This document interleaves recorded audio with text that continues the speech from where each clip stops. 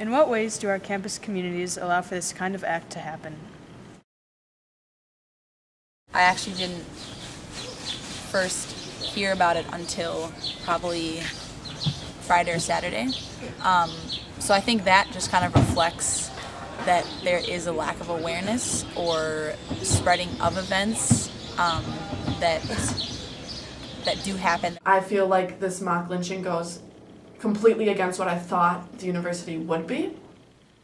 But now after my first year, I'm coming to realize that this lynching was just a representation of what the university is. It's because of our white supremacist campus culture that someone thinks it's okay to hang a doll from their porch.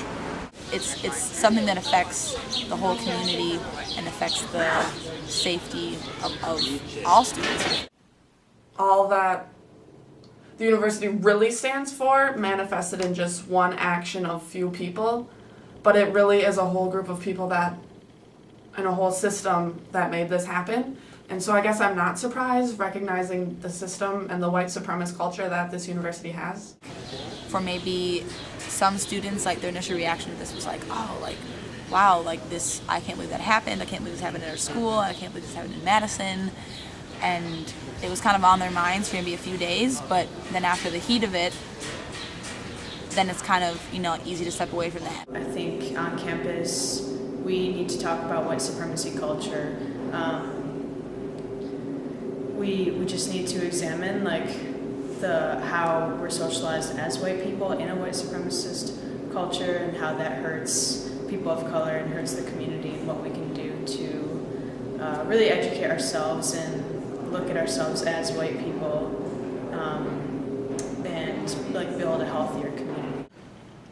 Why is it important that white people respond to racism in our communities, and what are possible ways to do this? What I observed from the responses after the mock lynching was that most of the responses came from students, in particular students of color. They're not expecting that white people are going to react strongly against this because there hasn't been a precedent in their lives of a strong white response to white oppression. Students are the ones that are kind of spearheading those either groups or those clubs or whatever, and that there's not a full support from the administration. White students have the opportunity and the privilege to not address this issue because I think of the climate of this school. I think it's really important that all students, particularly white students, are having conversations about racism and privilege, white privilege on campus, because it really is something that affects all of us.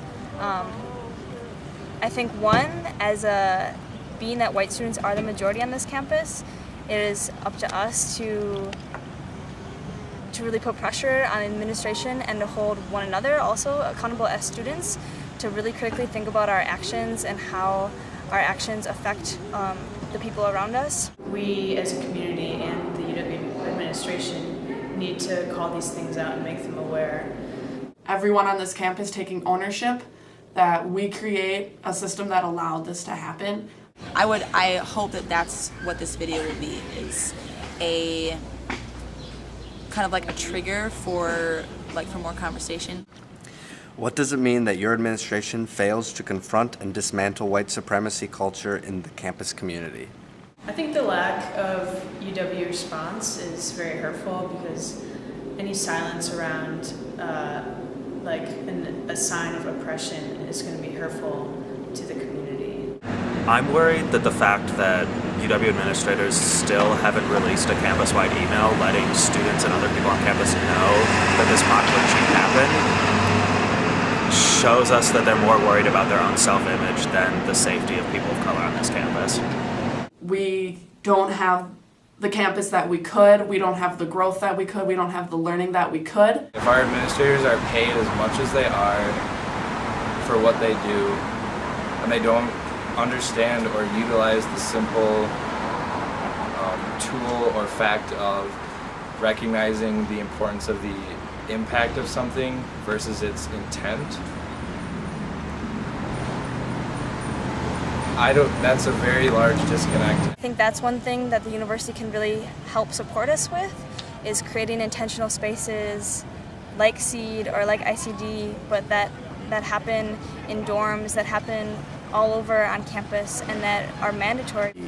It should be a priority that every student go through these kind of courses so that they can learn about the importance of space, safe space, while learning in one. I really expect that the university is going to provide that for us, and I really hope that as students we can hold one another accountable to continue to have these conversations in our own spaces where we feel comfortable, and also to pressure the university to continue to provide these spaces for us. If you're hearing a portion of your students telling you for years and years, and telling your office for years and years, that this campus is not safe for students of color, that should be the first priority and things that you respond to every day on a daily basis of your job.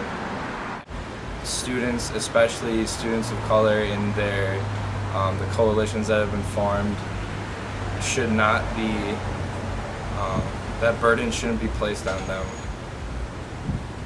to train and teach people whose job it is to make campus safe for all students. Our university and our administration doesn't make a conscious effort to make our campus a safe space. Students listen to the coalition of students of color who have come together to say, you need to do your job for me to feel safe on this campus.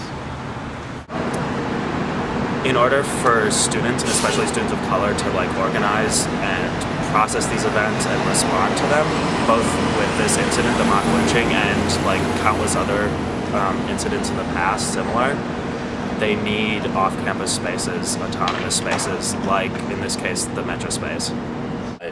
It's important that Mecha is given an autonomous space, not in the SAC, not affiliated with a department, their own space where it's safe for the machistas, and safe for everyone else who would like to come and be a part of that space.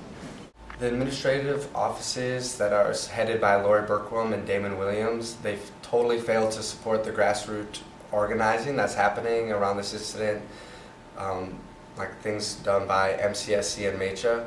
If the UW administration were to show some more action into making it an anti-racist campus, that would really show where their priorities lie. Most importantly, this video is a demand for accountability, leadership, and action by the UW administrators. Have race conversations be encouraged instead of hidden. UW administrators have to meet the demands outlined in the letter released by ASM.